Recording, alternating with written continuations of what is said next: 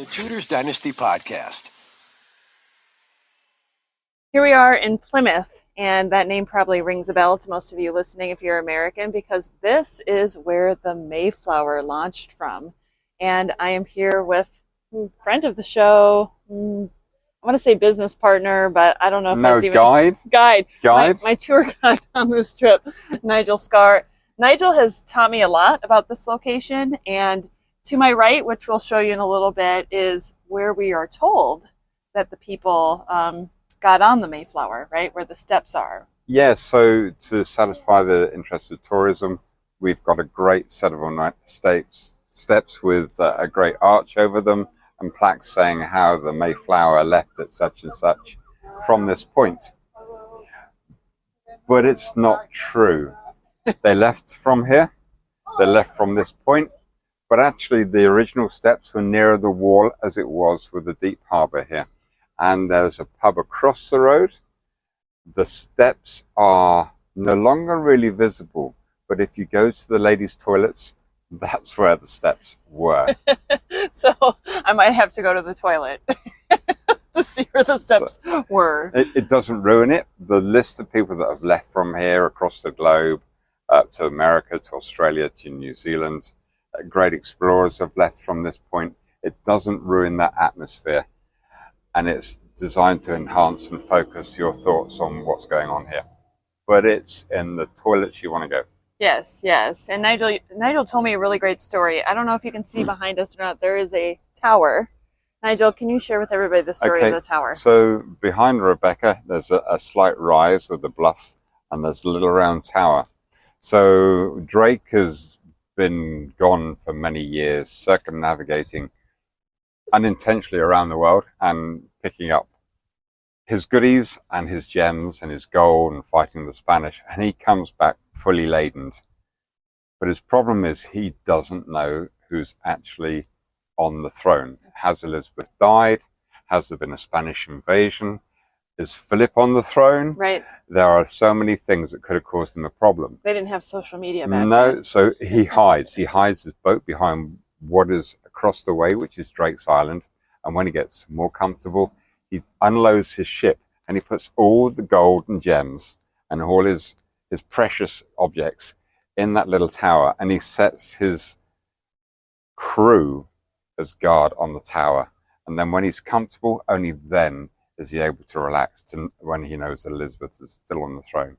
He knows he's not going to be hung for piracy. He knows he's not going to be done as a traitor, and he knows he's going to make a few quid. So that's where we are. Yeah, what a great story. And this is a historic place for any American. I know many people have claims to the Mayflower. I personally do not. But just imagine your family leaving from here, going to the New World, not knowing what to expect. It must have been terrifying. It must have been very terrifying, but it was also very terrifying to stay behind. These people were escaping persecution. So to stay here was pretty much as bad as it was to launch yourself into space. Yeah. Nigel, thank you so much for sharing this history with us. Thanks, boss. Okay, so we just talked about the steps when we were down by the water. Right over to my right here is where we're told the steps are. But if you look over my left shoulder and you see the Admiral McBride over there, that's actually where they are, inside the ladies' toilet, as Nigel has told us. So it's close, but I suspect, they just have to be able to have a place to market here for people to come and see and imagine what it was like. So we're close enough. Still pretty cool history, isn't it?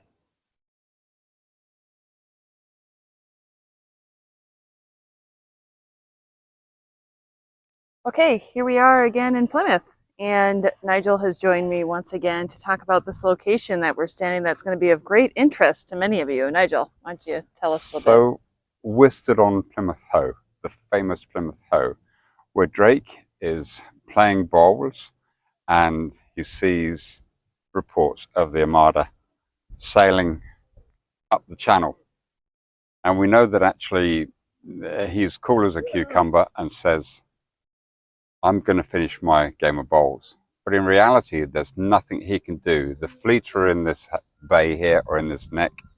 They're stuck. They cannot get out because the tide and the winds are against them. So there's nothing he can do anyway, except to continue playing bowls. So you can just imagine how he's on the greens here, and he's looking out to sea, and inside he must be quite frustrated, but outside he's got to keep everybody calm. And this is that famous point. Yeah, it's pretty spectacular when we stand here and look out to think of what a significant part of English history this was. Had the Spanish succeeded, England would look different today, wouldn't it? Yeah, had they succeeded, he probably wouldn't have been alive. More than likely. That's sure. So he had a lot invested in making sure he got the day right. Yeah, exactly. Well, and next we're going to take you to look at the statue of Drake. And then we are also going to look at where he did his bowling, or as Nigel called it, bowls? Bowls? Bowls? Bowling is bowl. it's American, it's 10 pin. Bowls is the green bowls with the jack. And it's much more, can't even say it. Sophisticated? How did I know you were going to say that? Everything is more sophisticated. Of course. This is England. It is England.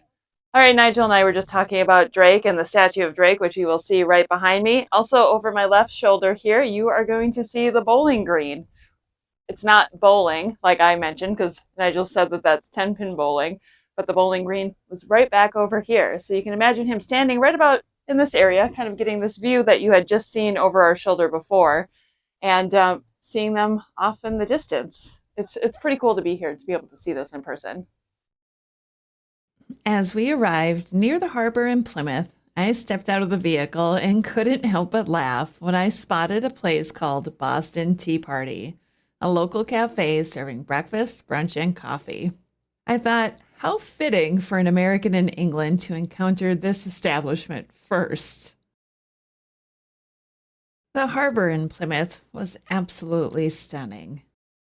Although it might seem like I haven't lived a sheltered life after this trip, I really have, because this was the first harbor I've ever seen in person, and it did not disappoint.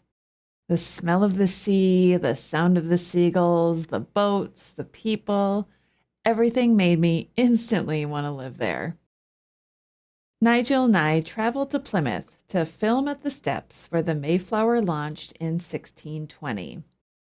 While it's not Tudor history, it is a significant chapter in both English and American history. On our way to this historic spot, I encountered so many fascinating sights.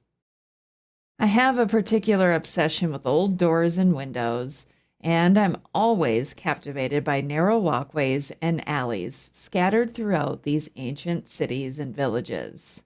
And with that, Plymouth did not disappoint. It perfectly embodies the image of Old England that you conjure in your mind. From the site of the steps where the Mayflower launched, we took a scenic 14-minute walk along the coastline to Plymouth Hoe. This is the historic spot where Sir Francis Drake famously played bowls as he spotted the approaching Spanish Armada. And what a vantage point it was, let me tell you. Nigel and I had a fantastic time filming there, and I can't wait to share the outtakes with you. Much of Plymouth was destroyed during the Plymouth Blitz in World War II, so I was delighted to find so much history still preserved. Thank you for listening to another episode of the Tudors Dynasty podcast. As you can tell, I had an incredible time during my trip to England, and I'm already looking forward to returning soon. If you'd like to join me on my next adventure in England, please reach out on social media or email me at rebecca@tudorsdynasty.com for more information. I'm Rebecca Larson. Until next time. The Tudors Dynasty Podcast.